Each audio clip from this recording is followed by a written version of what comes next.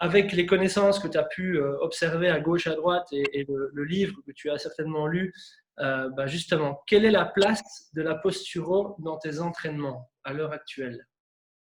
Alors, à l'heure actuelle, donc, je ne suis pas formé Brico, j'ai simplement lu le livre. Donc, je m'y suis intéressé il y a longtemps déjà avec Maurizio Canzoli, qui est un Italien qui était intervenu à Nice, c'est un ostéopathe prépa physique, qui nous avait montré un peu comment conduire une anamnèse et un peu regarder tout ce qui est autour de la reprogrammation posturale globale.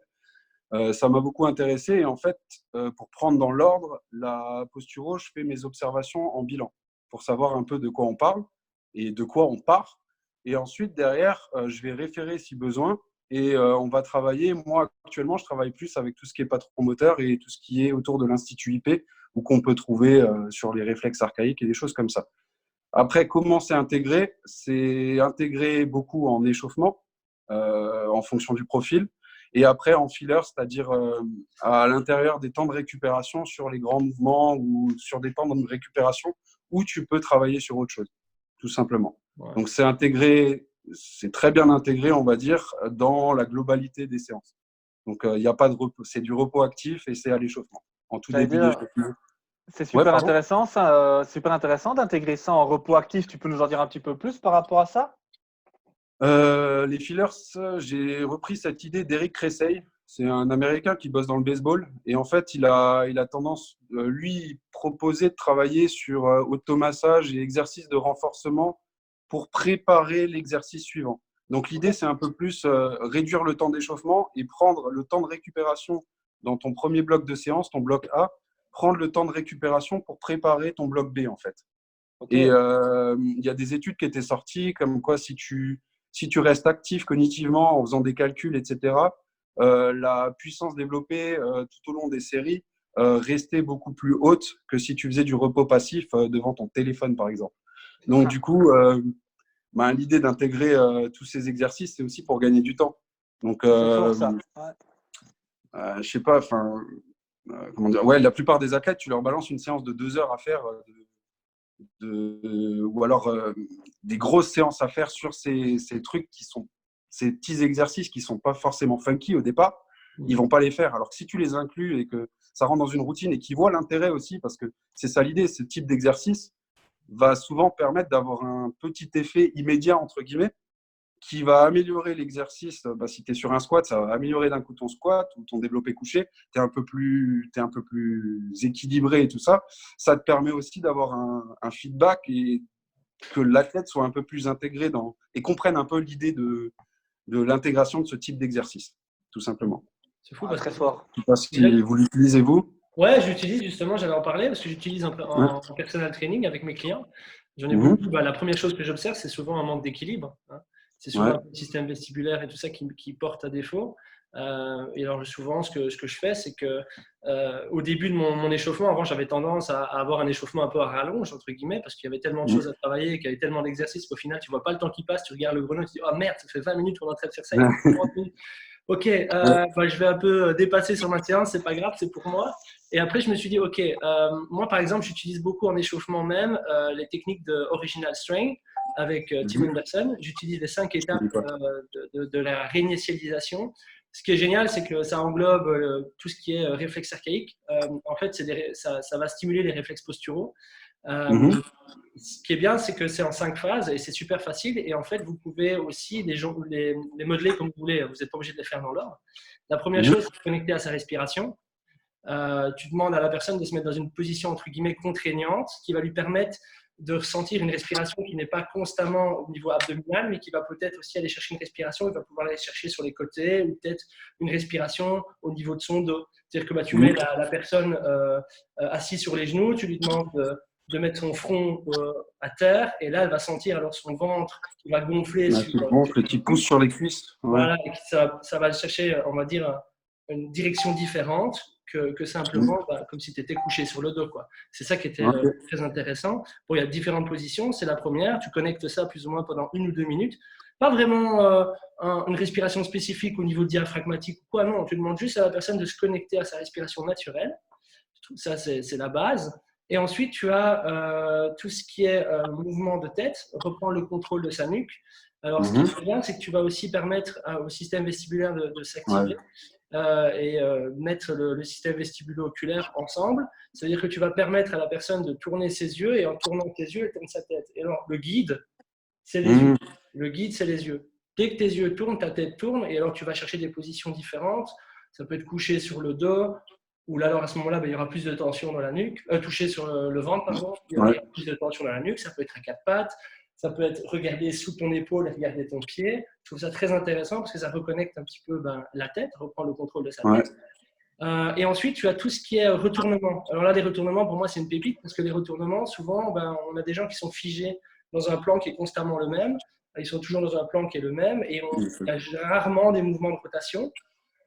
Et tu les remets au sol. En plus, c'est ça qui est bien, c'est qu'on en parlait dans le podcast précédent avec Amplitude Mouvement et Sylvain Nourry, qui disait aussi clairement que le passage au sol, c'était quelque chose de très intéressant et beaucoup de gens passaient à côté de ça. Et voilà, il ne faut pas oublier que de 0 à 1 an, vous avez passé quasiment toute votre quête d'apprentissage, on va dire, dans ce stade. Allongé au sol, avec tous des mouvements de retournement, du quatre pattes, etc. Vous avez passé quasiment 1 an, à terre.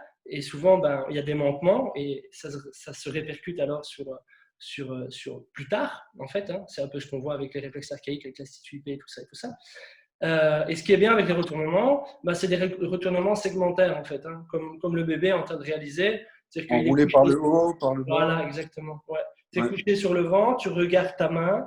En fait, c'est ton bras, on va dire, qui guide le reste du retournement de ton corps, un peu comme une spirale, tu vois.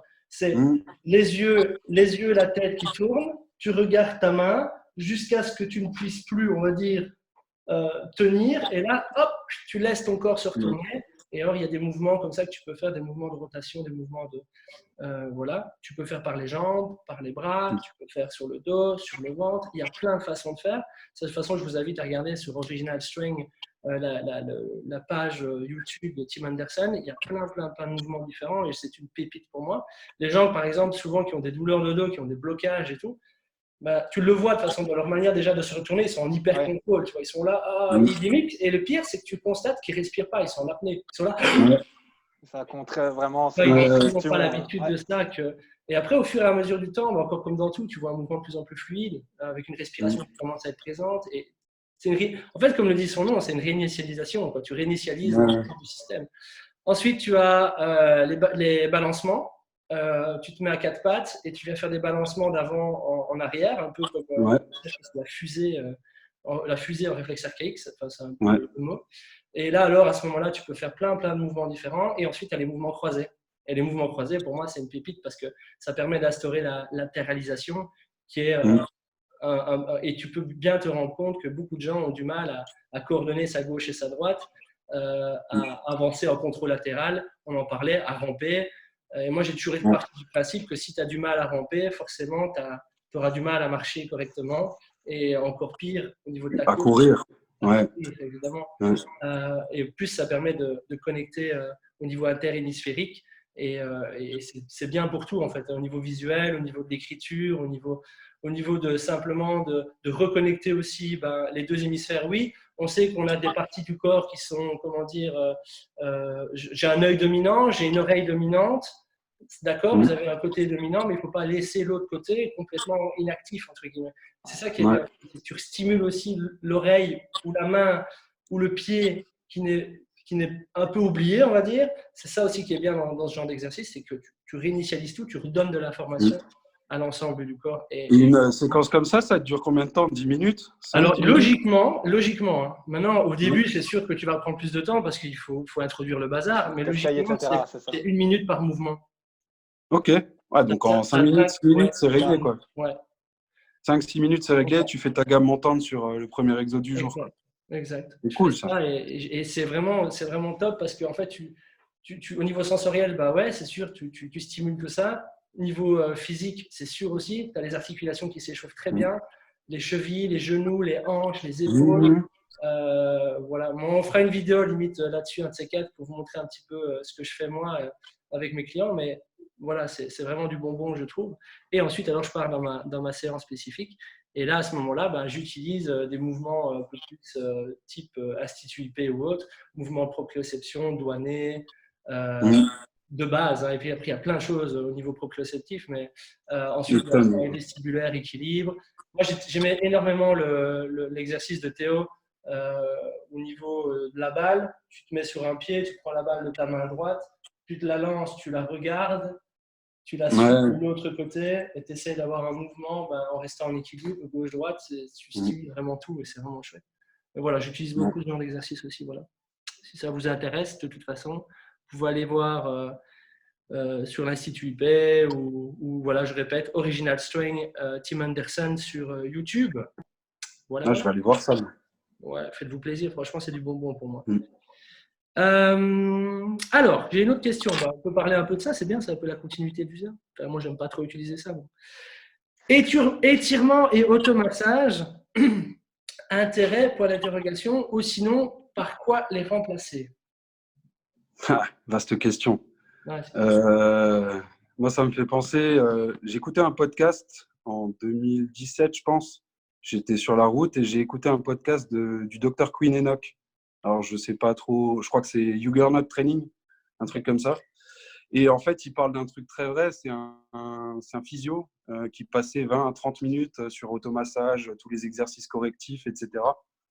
Au final, tu te rends compte que sur la plupart des automassages, c'est simplement l'input sensoriel qui change, mais d'un point de vue mécanique, il ne se passe pas grand-chose. Et, euh, et à côté de ça, il utilisait beaucoup de petits exercices correctifs et tout ça, mais il s'est rendu compte que le stress mécanique était trop faible pour qu'il y ait remodelage des tissus. Donc, du coup, les automassages, pour moi, ça change la perception que tu as de ton corps.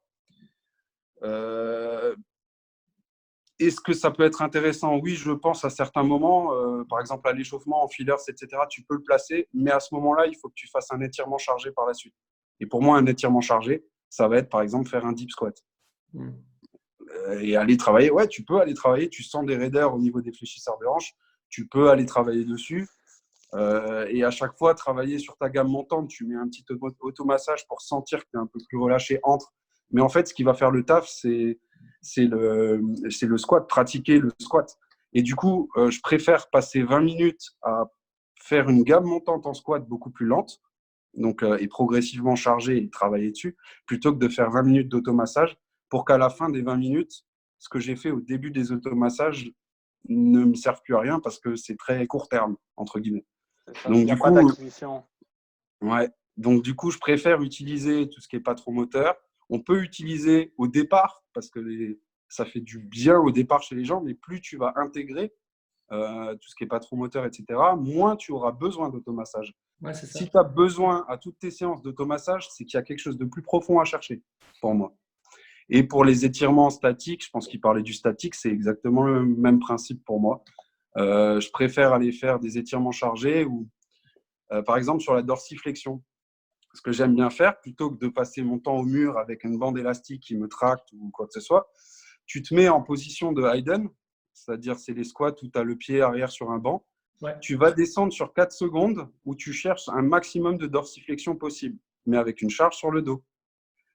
Quand tu es en bas au maximum de ta dorsiflexion, tu tiens 4 secondes et tu remontes sur 4 secondes en gardant cette dorsiflexion.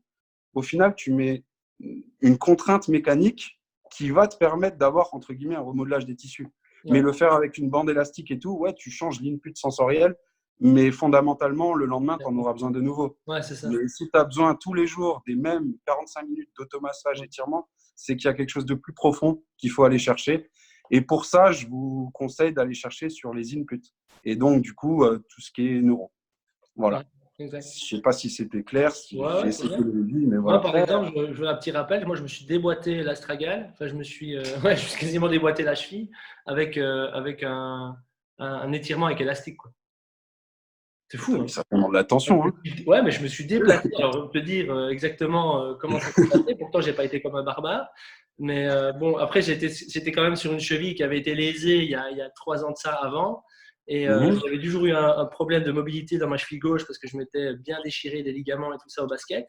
Et j'essayais de récupérer cette mobilité. Alors, j'essayais avec des kettlebells sur les genoux, en mettant mon genou vers l'avant.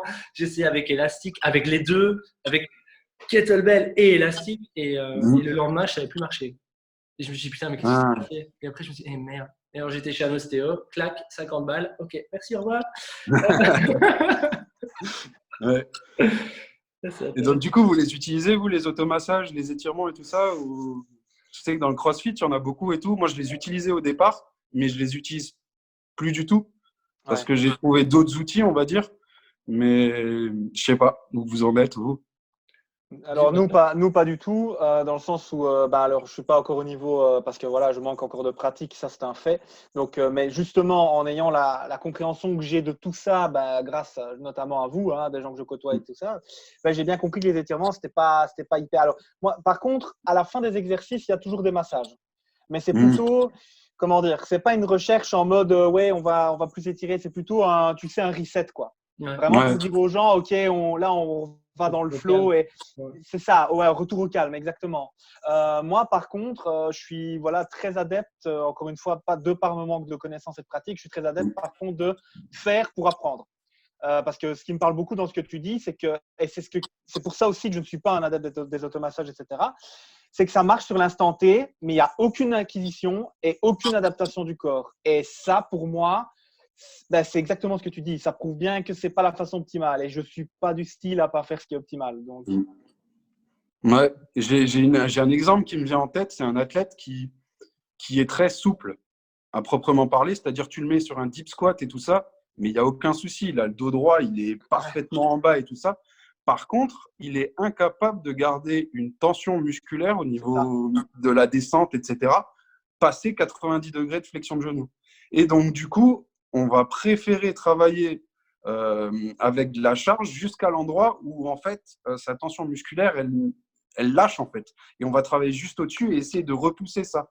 Parce qu'au Ça. final, il est capable de descendre tout en bas, mais il se fait très mal parce qu'il vient en butée, etc. Il est plus capable d'avoir cette tension. Et je pense que les automassages, si tu en fais, il faut te dire que va falloir travailler sur cette nouvelle amplitude et mettre de la tension sur cette nouvelle amplitude, essayer de la contrôler en fait. Et c'est ça le plus important. Mais donc du coup, en le faisant directement sur du loaded stretching et en montant tes gammes tranquillement, tu travailles ton schéma moteur dans le mouvement que tu veux faire évoluer et tu perds, entre guillemets, pas de temps. Moi, il y a Intéressant. un truc que j'ai aimé et c'est un truc que j'ai utilisé grâce à toi parce qu'en fait, tu m'as coaché pendant quelques mois et il y avait une espèce d'auto-activation, là, tu te rappelles, avec des points bien Ouais. spécifiques. Je trouvais ça assez intéressant, mais sans vraiment me rendre compte de l'application que ça avait. Donc, tu pourras peut-être un peu expliquer un peu plus à ce niveau-là. Mais moi, par exemple, j'ai arrêté d'utiliser les automassages avec un outil extérieur, mais Mmh. je m'automasse moi-même, en fait. Mmh. Alors, au niveau tactile, est-ce que c'est intéressant? Je pense, parce que ça Ouais. reprend. Après, est-ce qu'au niveau proprioceptif, ça peut t'aider? Je pense aussi. Ça peut aussi Ouais.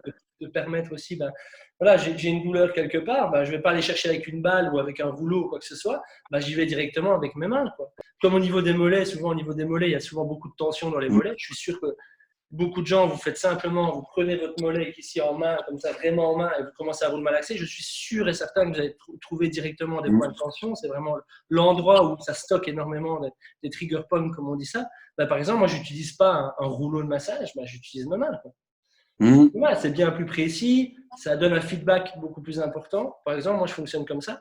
Et après, tout ce qui est automassage, j'utilise les lacrosse balls, mais juste pour les Mmh. pieds, par exemple. Ouais. Oui, Pieds, ouais.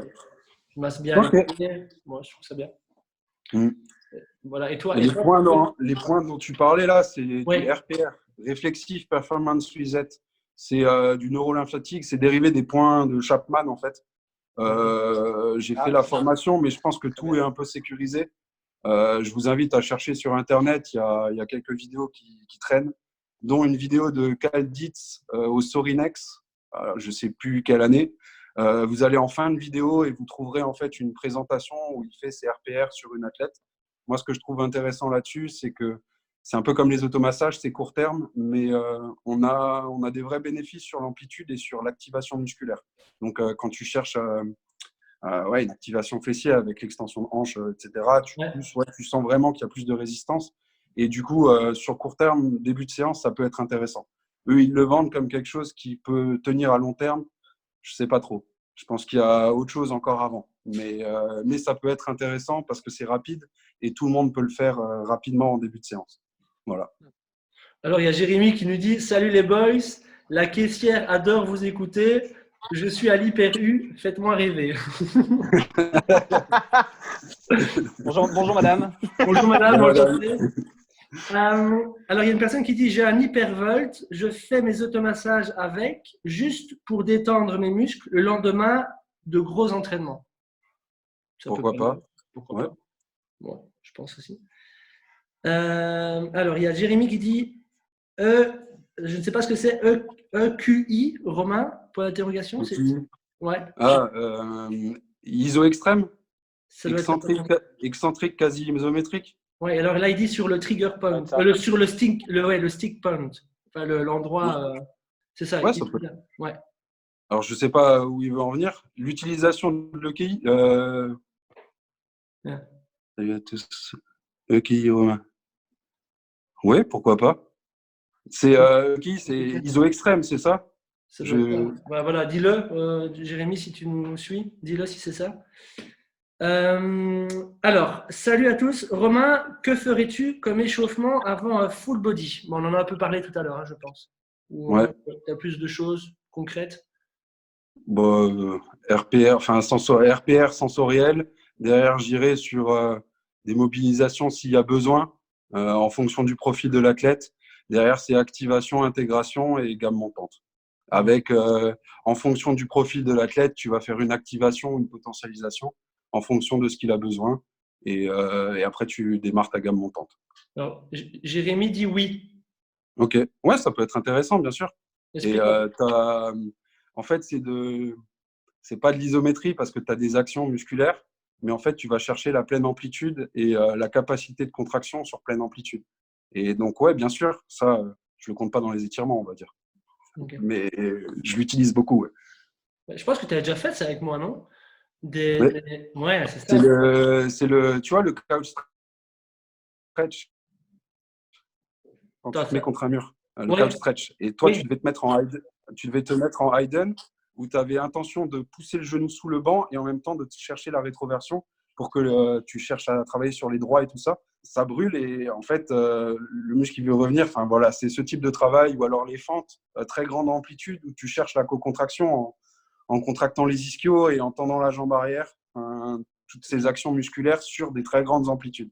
Ouais. Et pareil sur les ischios, tu as l'exercice de base où tu viens toucher avec tes mains au sol. Là, au lieu de simplement toucher au sol, tu cherches à enrouler le plus fort possible ta tête entre les genoux et pousser en même temps le plus fort possible tes fesses vers l'arrière. Donc, c'est ça, les EQI, entre autres.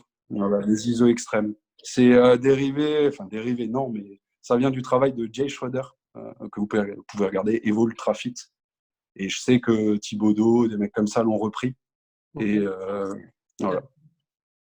Ok. Est-ce que ça augmente aussi le dommage musculaire, j'imagine? Ouais, sur grande amplitude, ouais. Ça te permet d'avoir un gain de masse. Ouais, exactement. Enfin, c'est hyper intéressant parce que depuis tantôt, je dis rien, mais j'écoute beaucoup et j'aime bien ça. Et j'entends beaucoup d'activation musculaire, etc. Mais je pense que je ne suis pas le seul à m'en rendre compte, en tout cas en tant que coach. Il y a énormément de gens qui n'ont pas la capacité d'activer musculairement de façon optimale. Et ça, c'est… Alors moi, justement, dans ma pratique, quand on parle de tout ça, c'est justement ce que j'essaie de faire, c'est d'apprendre aux gens à activer. Et un truc dont on n'a pas du tout parlé, c'est les personnes qui sont hyper laxes et qui ne le savent pas. Je ne sais pas si vous en rencontrez beaucoup, mais moi j'ai eu la chance, ma femme l'est. Donc du coup, je veux dire, ma femme, en fait, donc hyper laxe, elle tend le bras et son bras, il est là. Et en fait, le problème avec ces gens-là, c'est que quand tu leur dis d'être tendu, d'être droit, et ben en fait, ils ne le sont pas du tout. Et c'est souvent des gens qui se blessent très vite. Et en tant que pratiquant et coach CrossFit, j'en vois beaucoup qui se blessent comme ça. Donc, je pense aussi qu'il y a, il y a forcément ce travail neuromoteur, etc., dont on parle depuis tout à l'heure, mais il y a aussi, alors, travail d'équilibre, proprioceptif, vestibulaire, tout ça, mais apprendre à activer les bons muscles au bon moment. Et c'est aussi ça, en fait, la mobilité. Moi, c'est ma définition de la mobilité. C'est l'amplitude avec l'activation musculaire optimale, en fait, simplement.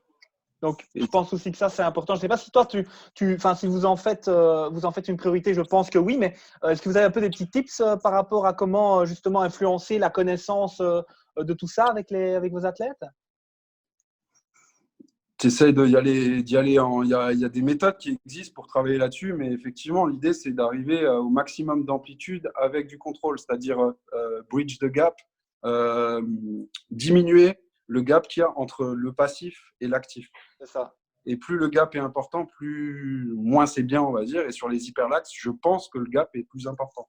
Et ton idée, ça va être de gagner progressivement entre l'actif et le passif. Voilà. Ben oui, parce qu'avec un hyperlaxe, en fait, rien que le fait d'être droit, c'est un défi. Parce qu'en fait, en général, les personnes sont droites, naturellement, on va dire ça comme ça, parce qu'ils sont bloqués.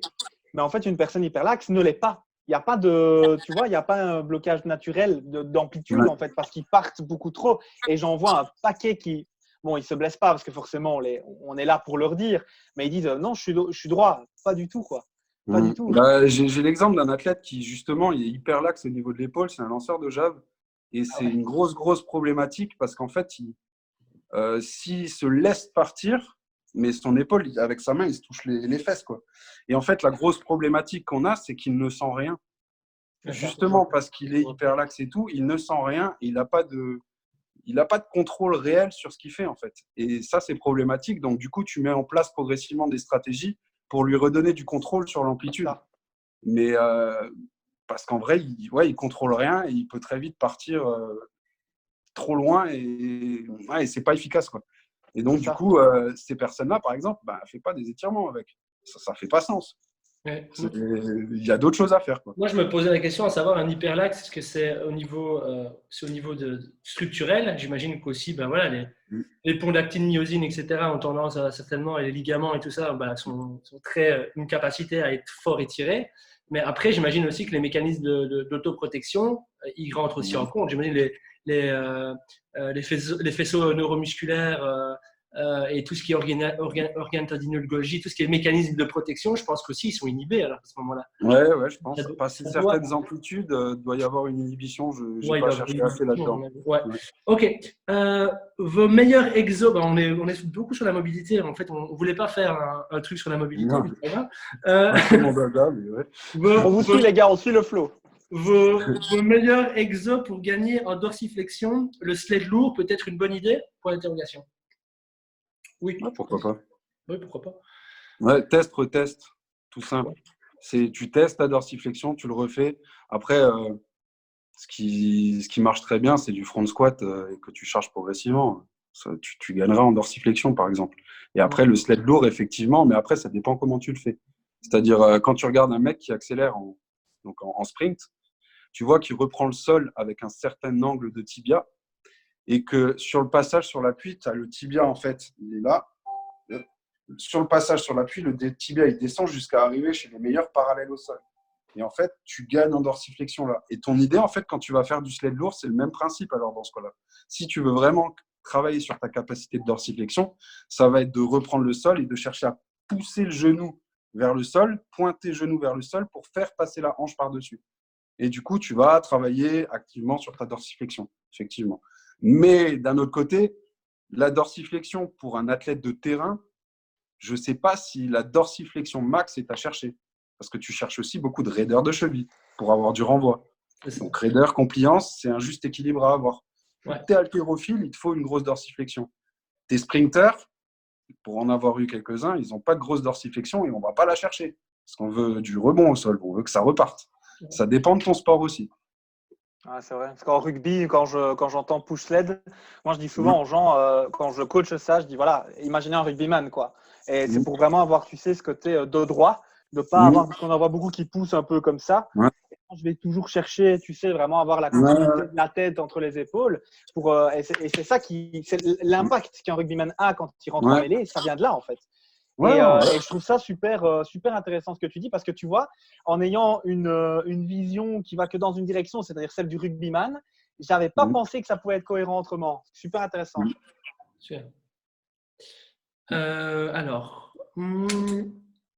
Alors, pour toi, quelle composante est souvent trop mise de côté dans la préparation physique? La préparation physique, ça dépend des sports, on va dire, je pense. Ouais. Tout ce qui est travail sur le terrain, travail de pied sur le terrain. Vraiment travail de pied, type athlète, athlétisme, mais que tu peux sortir du plan sagittal. Tu peux aller chercher dans tous les sens. Et le travail de pied, c'est pas juste en rééducation, c'est tous les jours. Comme un athlète peut le faire, mais pour un rugbyman et tout, c'est pareil. Sauf que quand tu vas dire à un footeux ou à une équipe de footeux de se mettre pieds nus en début d'entraînement et d'enchaîner des gammes de course, des rampés orteils, des trucs comme ça, au début, ils comprennent pas trop. Mais en vrai, passer 12 heures par semaine dans des crampons, c'est pas très naturel. Il faut retrouver ce travail de pied. Et je pense qu'on passe beaucoup de temps en salle de muscu. Il y a le terrain qui est fait beaucoup en intégré, en sport co, etc. Mais on oublie le travail de pied et le travail sur le terrain, on va dire. Et surtout, sur ce travail terrain, le travail de pied, pieds nus, dans le sable, sur la pelouse et dans tous les plans de mouvement, pas simplement le sagittal. Ouais, Je pense que c'est le truc le plus oublié. ouais, je pense aussi. Ouais, je suis d'accord avec toi à ce sujet-là, ouais, c'est sûr. Alors, quel conseil donnerais-tu à un débutant qui débute en musculation? De se concentrer sur les fondamentaux. De se doper, quoi? Le gars qui n'a pas compris, là, tu vois. Non, reprendre les fondamentaux. Pas, et dans le sens, reprendre les fondamentaux, c'est-à-dire dans la pyramide des exercices, c'est-à-dire travailler sur poussée horizontale, tirage horizontal, poussée verticale, tirage vertical, flexion de hanche, enfin, pivot autour des hanches, squat et variante unilatérale. Dans chacune de ces catégories, reprendre des exercices qui sont, entre guillemets, pour débutants au départ. Je te parle par exemple un squat, on va partir au départ d'un squat à poids de corps, puis vers un goblet squat, puis vers un landman squat. Et tu progresses jusqu'au front squat, zercher squat, et à la fin seulement back squat. Ok, ouais. Tout à la fin. Et dans chaque catégorie d'exercices, tu as une liste d'une quinzaine d'exercices qui se suivent par ordre de maîtrise, on va dire, et de difficulté. Et je vous invite à l'Institut IP. Mathieu en parle très bien sur le développement moteur de l'enfant et un peu pourquoi le back squat en dernier. Et en fait, reprendre à la base, voir ce que tu maîtrises dans chaque grand pattern de mouvement, voir à quel niveau tu te situes et mettre en place un programme de débutant en utilisant ces mouvements-là. Et pas te dire, je démarre la musculation, bim, bam, boum, je me mets sur un back squat.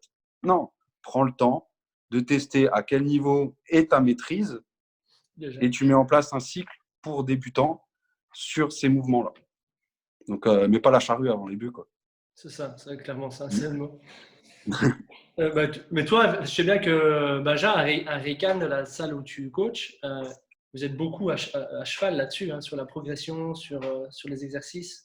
Oui, alors nous, on aime bien dire que ce qu'on fait, c'est pas forcément sexy, par contre, c'est efficace. Et ça, c'est quelque chose, et on est aussi, voilà, j'en parlais dans un autre podcast, on est aussi extrêmement santé. C'est-à-dire que quelqu'un qui vient chez nous et qui demande à soulever une barre lourde, bah, ça peut arriver, mais c'est clairement pas pour ça qu'on est là. Je veux dire, c'est vraiment la structure, en fait. On veut travailler la structure. Maintenant, il faut dire aussi que en tant que box de CrossFit, on est extrêmement convaincu par la méthode Strong Fit qui justement se base sur ça, sur la compréhension du système nerveux, sur l'activation musculaire. Moi, personnellement, j'avais jamais activé mes abdos avant d'arriver à Reikan après 2 ans et demi de CrossFit quand je descendais dans un air squat. Dans un back squat, tu n'as pas le choix parce que sinon tu te fais écraser. On est bien d'accord. Hein. Mais je veux dire, quand j'ai commencé à activer ça, et c'est pour ça qu'en fait, moi, j'interviens sur ça beaucoup, sur l'activation musculaire, parce que je me rends compte que c'est pas sexy du tout, je le répète, mais c'est extrêmement efficace. Parce qu'en fait, toute cette base, toute cette structure va tellement influencer le reste, quoi. Mais tellement, surtout, je veux dire, allez, je vais me permettre de dire un petit peu des chiffres. Je fais, alors en ce moment, je fais 71,5 kg, mais à l'époque, je faisais 74. J'étais bloqué à l'époque à 82 kg de poids du corps et j'avais un deadlift, excusez-moi, à 145 kg. C'était pas trop mal, j'étais assez content. Et en fait, j'ai refait récemment, j'ai refait un test deadlift après ma structure, etc. Et j'ai gagné pas mal parce que je suis passé donc à 74 kg de poids du corps, donc 8 kg de moins. Et j'ai gagné, donc si je dis pas de bêtises, j'ai un deadlift à 170 kg. Voilà. Et j'avais pas fait de deadlift, quoi. Et j'ai rien fait. J'ai juste que, en fait, ce qui se passait, c'est que j'étais pas du tout en sécurité au niveau de mes abdos, de ma sangle abdominale. Et en fait, c'est ça qui se passait. C'est que du coup, je lâchais, j'avais mon dos qui, hop, tu sais, tu te Et tu faisais n'avais pas, écraser. pas de transfert de force, en fait, vers le haut du Absolument. En fait, corps. j'étais pas capable de transférer la force. Parce Ouais. que au moment où mes jambes supportaient le poids, parce que ben voilà, c'est d'un point de vue morphologique, et si j'avais un muscle à définir comme mon point fort, ce serait plutôt ouais, tout ce qui est fessier, ischio, etc. Enfin, quadri plutôt qu'ischio. Ça montait. Mais par contre, à partir du moment où ça montait un peu plus fort, mon dos lâchait parce que j'avais pas la puissance des sangles abdominales, donc la Ouais. structure. Hein, c'est vraiment ça qu'il faut retenir pour supporter le poids. Et c'est là qu'en fait, tu comprends pas quand tu bosses. Hein. Tu comprends pas. Mais par contre, quand tu fais ça et que tu gagnes 25-30 kilos en 6-7 mois, en ayant 8 kilos de moins en poids du corps, tu te dis putain, mais qu'est-ce que j'ai Il y fait a pendant quelque 2 ans et chose. demi? Ouais, ouais, Ah ouais. ouais, Il y a ah ouais, quelque il y a un chose. truc. Donc, merci de me permettre de dire ça parce que, ouais, les gars, il n'y a rien à faire. Quelqu'un qui a une base solide, c'est quelqu'un qui va avancer et qui ne va pas se blesser. Quelqu'un qui ne se blesse pas, c'est quelqu'un qui avance plus vite que celui qui sprint. Hein. Encore une fois, la vie est un marathon, pas un sprint ni une ligne droite. Pour venir un peu au sujet des abdos, pour toi, bah justement, qu'est-ce que tu utilises comme façon de faire ou comme méthode pour aider les gens à avoir une meilleur contrôle au niveau abdominal, etc. Bah, tu peux les. Déjà, le travail des abdos, tu peux le sectoriser avec la flexion, extension, etc. Et après, derrière, pour moi, il y a la plupart des abdos qu'on voit sur Internet, les séances d'abdos, etc. Pour moi, c'est de la rééducation. Donc, les Pallof Press, c'est de la rééducation à l'anti-rotation.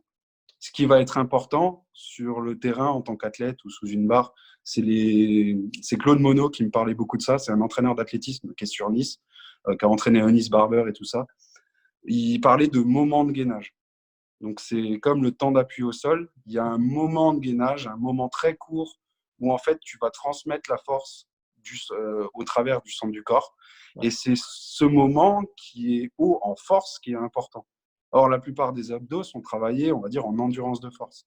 Mais quelque part, c'est ce moment très court de gainage, de transmission de force qui va être important. Donc, du coup, une fois que ta rééducation abdominale, entre guillemets, est faite, ce qui va être important, c'est qu'est-ce qui se passe sur le terrain. Et donc, au bout d'un moment, rien ne vaut un bon vieux farmer's carry ou zerker carry ou tout ce qui est dérivé strongman pour du gainage. C'est coordination, en fait. Et sur chaque appui, si vous faites du yoke et que vous avez déjà vraiment chargé un yoke, sur chaque appui, tu as de la stabilisation, C'est la etc. guerre. C'est ça le moment de gainage, en fait. Pas partir en hyperextension, etc. C'est ça le gainage, en fait. C'est pas faire la planche pendant 3 minutes. Donc, du coup, j'utilise beaucoup de dérivés strongman et je pense que StrongFit fait ça aussi. Ouais. Et après, derrière, je sais qu'à un moment donné, j'utilise toujours des overhead carry, donc marche overhead avec de la déstabilisation externe, c'est-à-dire avec des bandes élastiques et sur des déplacements orientés. C'est-à-dire pas rester dans le plan sagittal vers l'avant, mais tu peux aller faire des pas chassés avec une barre over et des trucs comme ça. Et tu as ton coach qui s'amuse à taper, des choses comme ça. Donc ça a plus aspect, faut plus le penser moment de gainage et déstabilisation, force, que tenir des positions en endurance de force. Ouais, c'est super Ouais. intéressant ça parce que c'est exactement vers ça que je voulais aller juste après. Parce qu'il y en a beaucoup trop qui confondent équilibre et contrôle en fait. C'est-à-dire qu'ils ont leur barre comme ça. Et en fait, ils sont Ouais. en équilibre. Et quand tu viens, toi, pack, un petit peu pousser, ils perdent quoi directement. Ouais. Et en fait, à partir du moment où tu vas décider de baisser tes épaules, activer musculairement convenablement tes pecs, tes grands ronds, tu vas Ouais. contrôler, tu vas venir, c'est beaucoup plus dur. Par contre, c'est extrêmement efficace. Encore une fois, être Ouais. capable de soulever une charge, mais de ne pas la contrôler, pour moi, c'est contre-productif parce que tu perds en sécurité.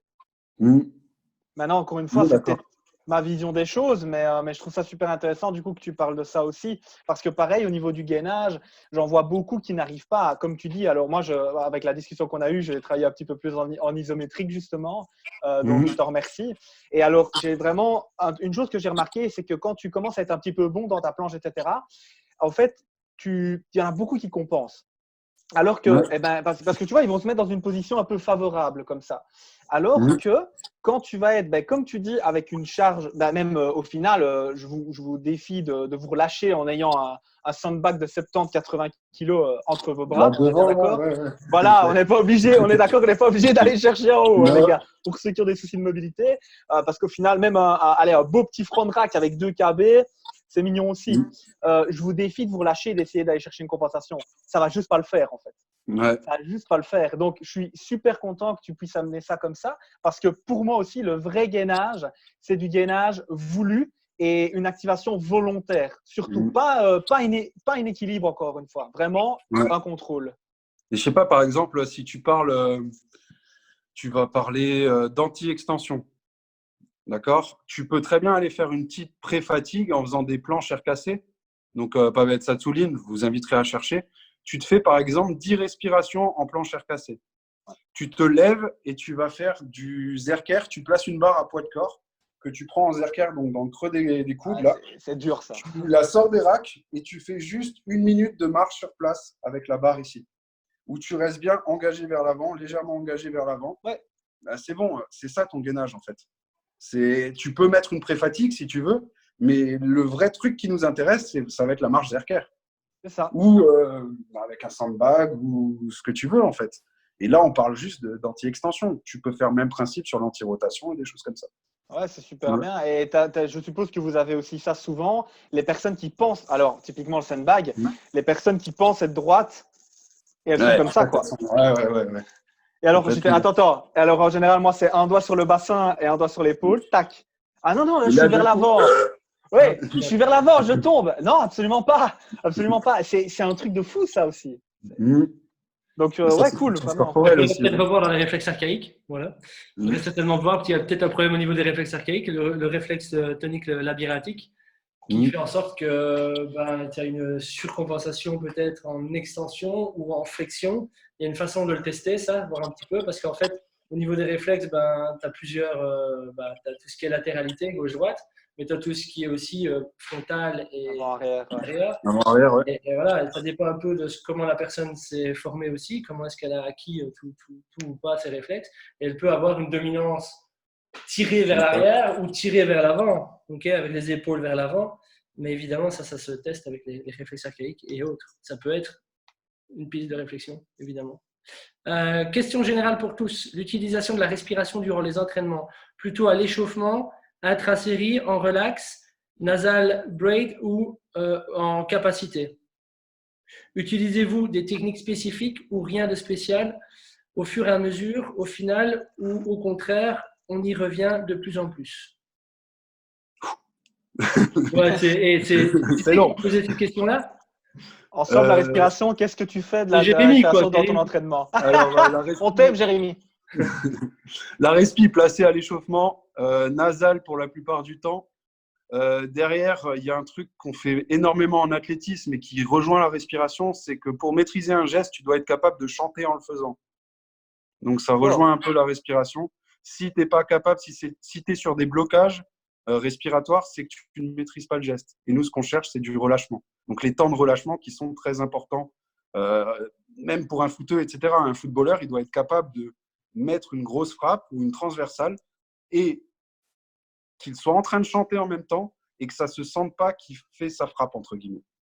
Ça, pour moi, c'est important.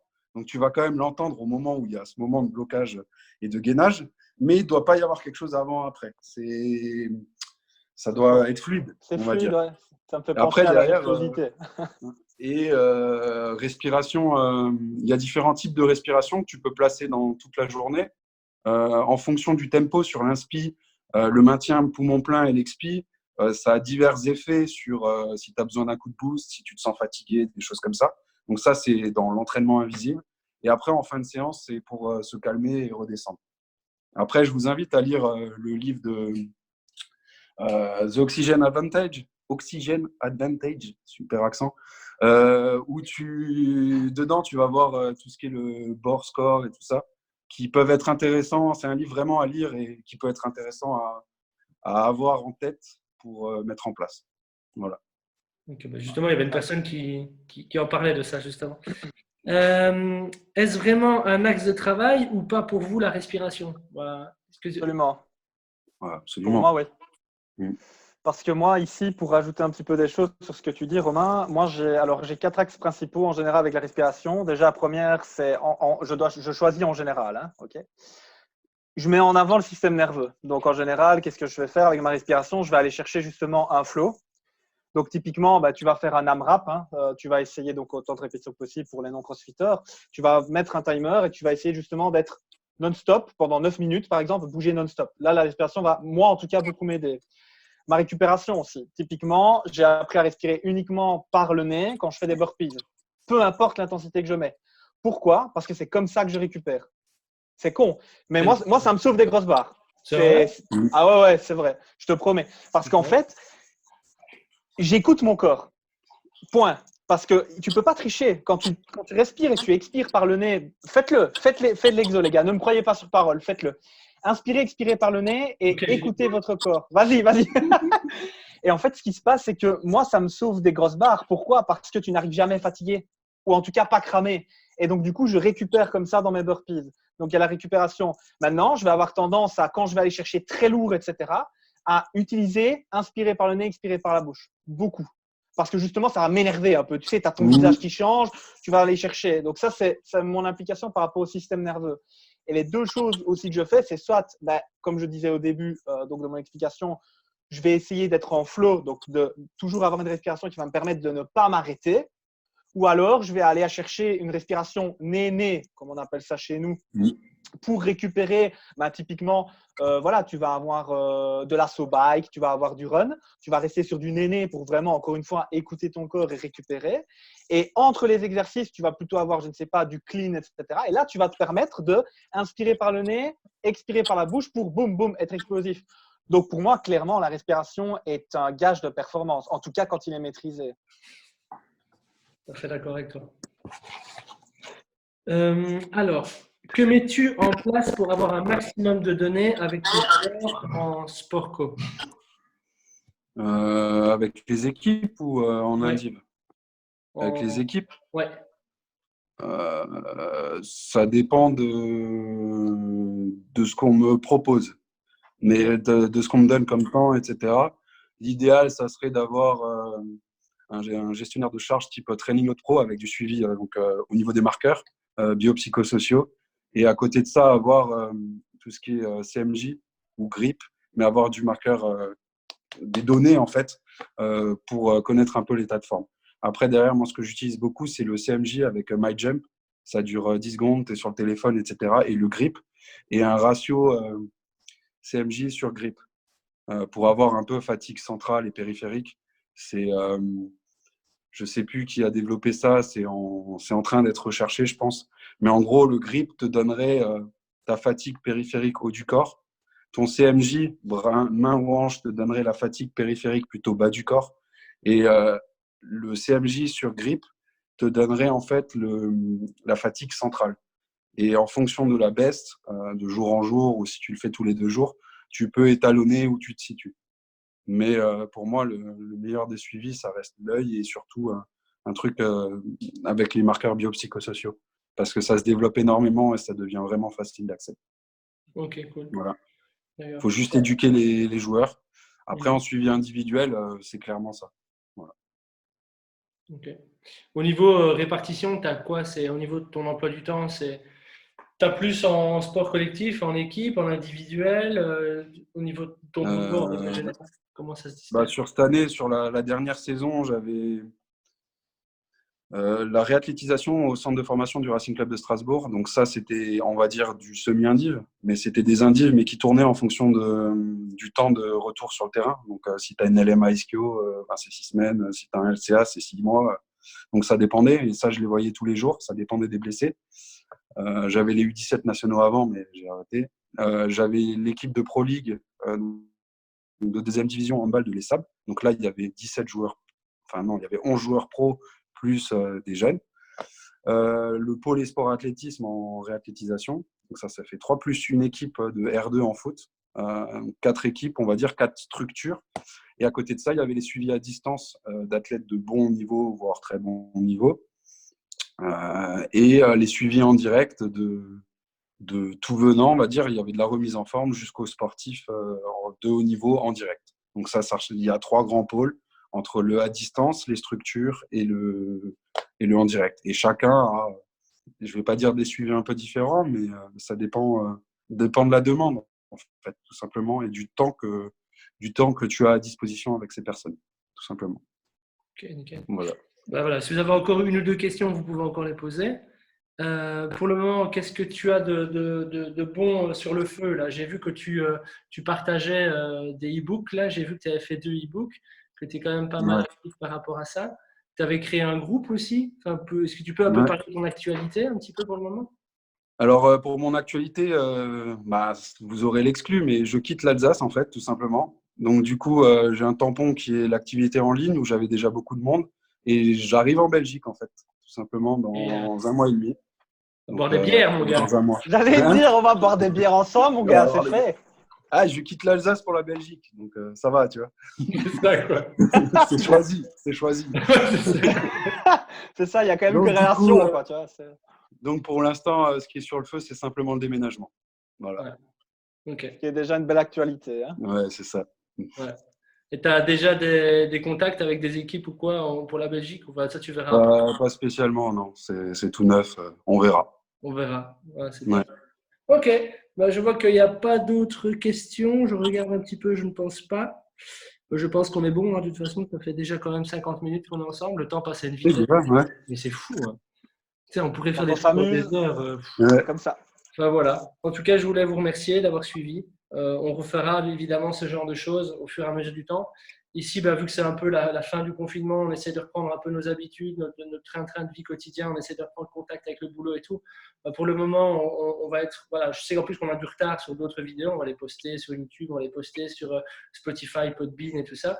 Pour le moment, il n'y a pas d'autre rendez-vous qui est prévu, mais il y en aura d'autres dans quelques semaines qui vont arriver. On fait entre guillemets une petite pause. On fera des teasers évidemment des vidéos. Parce que c'est avec Julien Pinault, par exemple, il y a un teaser. C'était fou. Ouais. C'était fou. C'est fou. Moi, j'ai pas osé cligner des yeux, en fait, avec Julien Pinault. J'étais comme ça. Je disais à Bastien, tu clignes des yeux et tu te perds, mais c'est justement pour ce genre d'échange, comme celui-ci, hein, qu'on adore faire ça. Et apparemment, les gens sont contents aussi, donc c'est avec grand plaisir. Voilà. Et voilà, la suite au prochain numéro, comme on dit. Et voilà, je vous souhaite une bonne fin de journée à tous. Moi, je vais aller faire un cours avec Emma Gomez. Ceux qui connaissent. Ouais, elle fait des cours en ligne. Elle fait Reset and Flow, un peu, tu vois, des cours un peu mouvement 3D, quoi. Et je trouve ça très intéressant et elle me donne beaucoup d'idées. Voilà, je vous laisse. Bonne soirée à tous et à très bientôt. Ciao tout le monde. Salut. Ciao, ciao.